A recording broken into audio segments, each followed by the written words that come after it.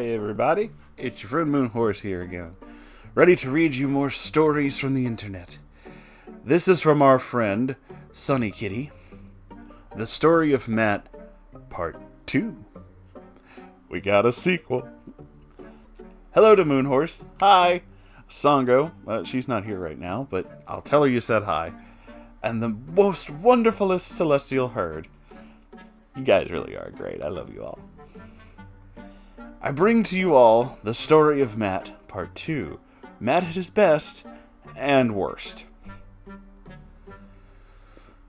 Most of the friend group meet in the anime club at our high school. Every year, the anime club had one big event, Little Tokyo Trip. It was not funded or organized by the school, but club members would set a time during meetings for a few days and make plans.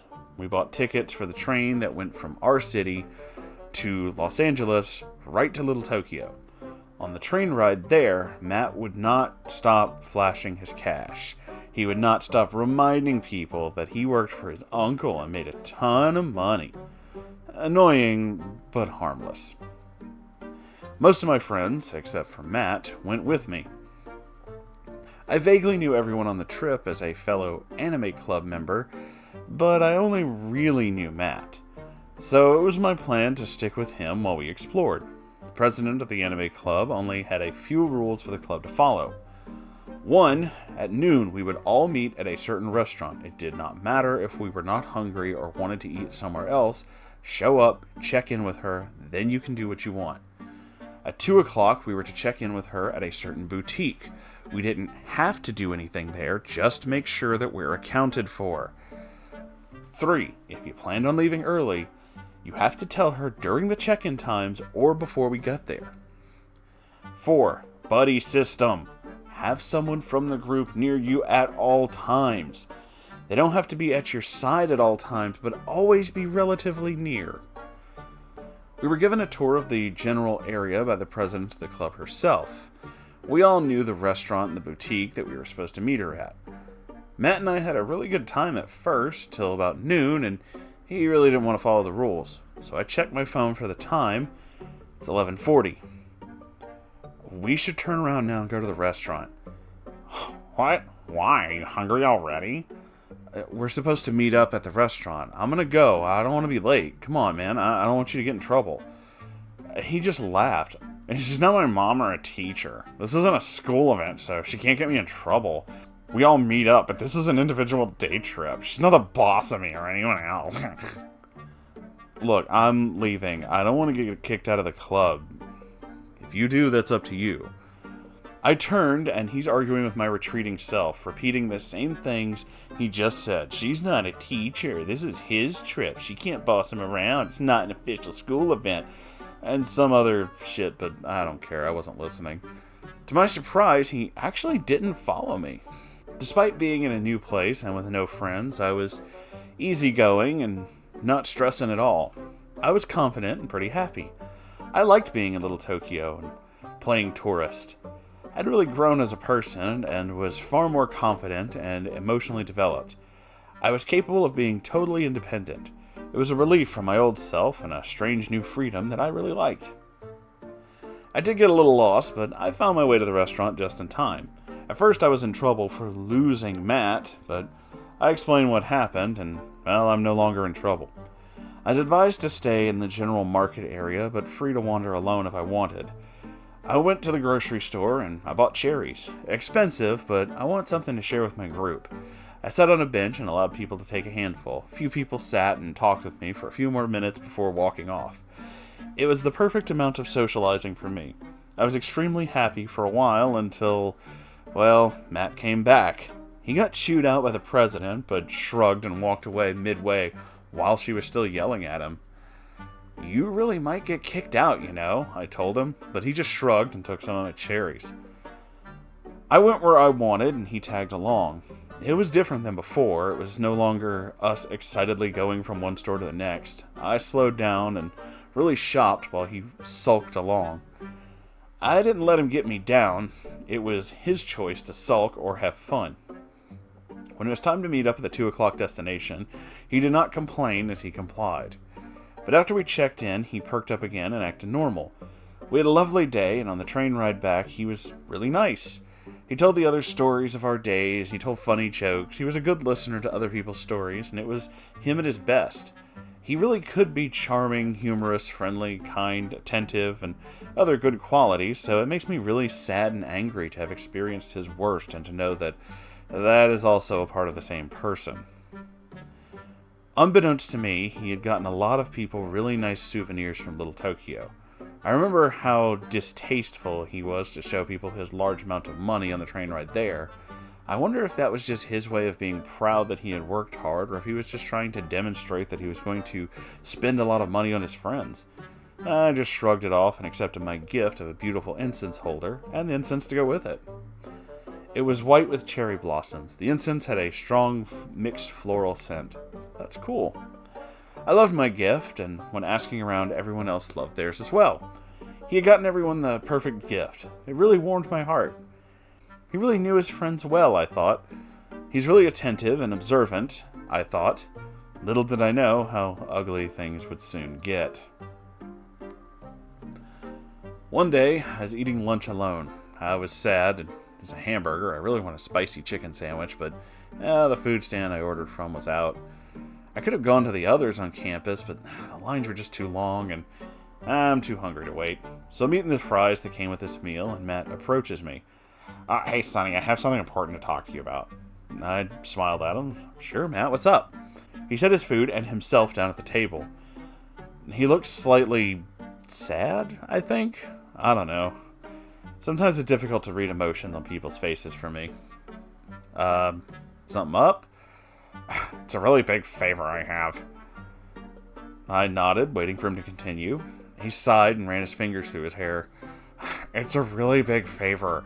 I know that, but still, I want you to promise you'll help me. I did something I would regret immediately. I grabbed his hand and looked him in the eyes and said, I'll promise I'll help if I can. He squeezed my hand and had this big smile on his face. Sonny, I want to have sex with you. What? Dude!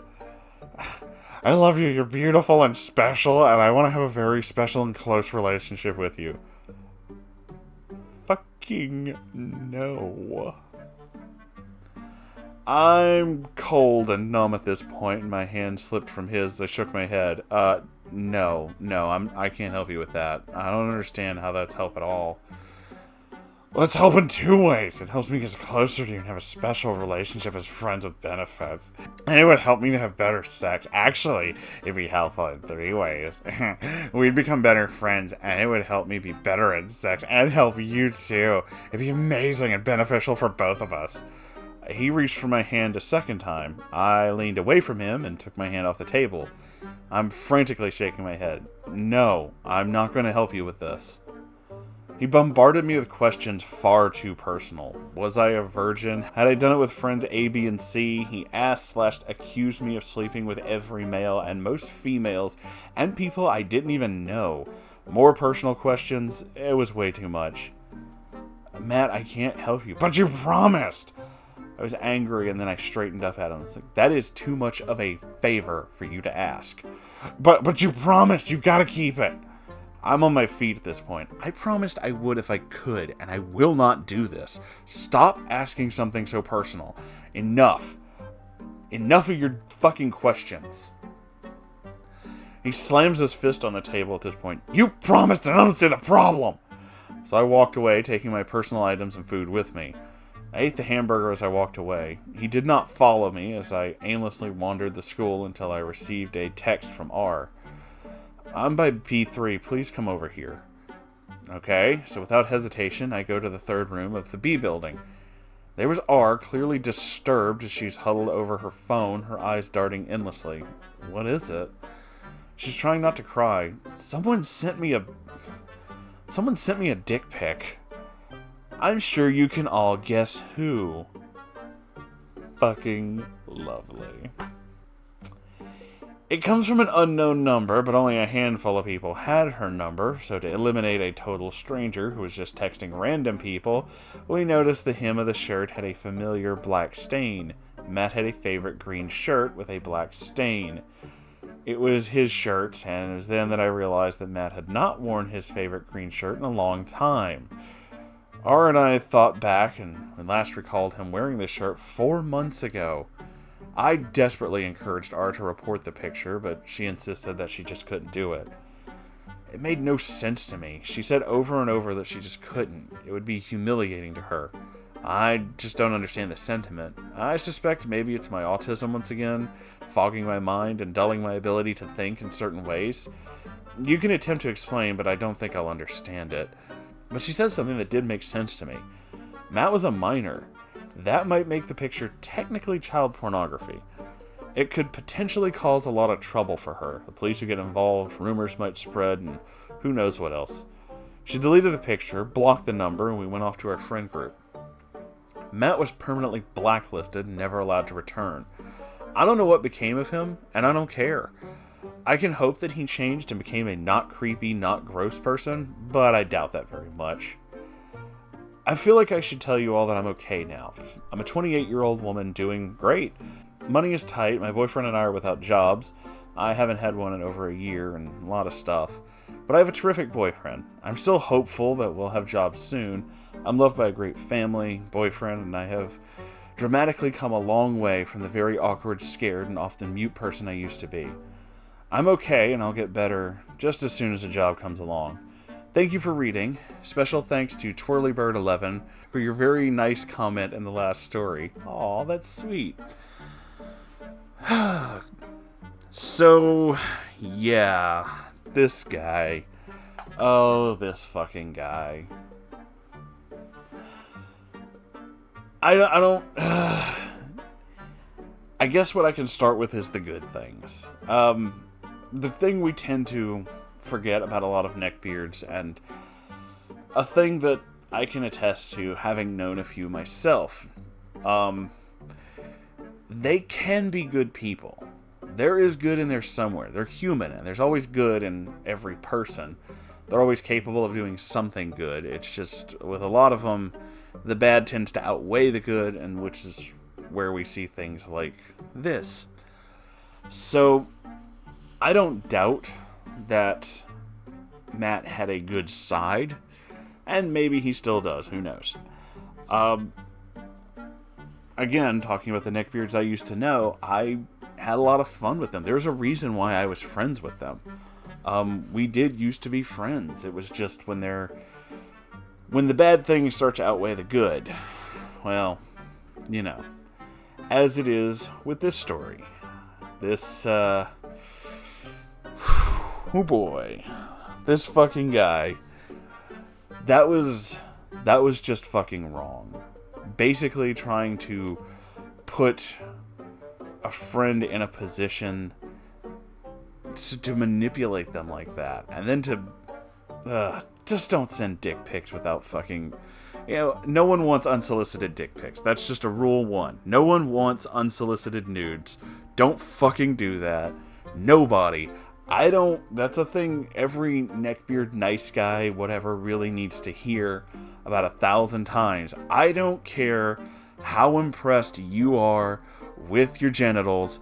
I promise you a stranger will not be that impressed. The only reason that people are ever accepting of those things is because they know the person or they want to get that. Therefore, it's not unsolicited at that point. But if you're sending your wing-wang to random strangers, I promise you the only thing you're going to get is trouble. I have no idea why I need to teach this lesson. This should be common fucking sense. But here we are. Holy shit, man. Thank you for sharing this story, and I'm so sorry you had to put up with this guy. He sounds like a real fucking winner. But know that I love you very much. All of you. And you. And you. And you. You guys are the best. And if you would please like, comment, and subscribe. And if you have your own story, send it to r/Moonhorse Stories. I check it every day, so I'm going to see it. And please, if you'd like to keep the lights on in here, donate to Patreon and buy something from the merch store. And because sometimes I'm noticing you guys don't really seem to know this, there is a live stream every Saturday. It's mostly me just answering questions and doing stupid shit, but yeah, there's a live stream every Saturday. I hope to see you guys there. I love you all, and I'll see you in the next episode. Goodbye.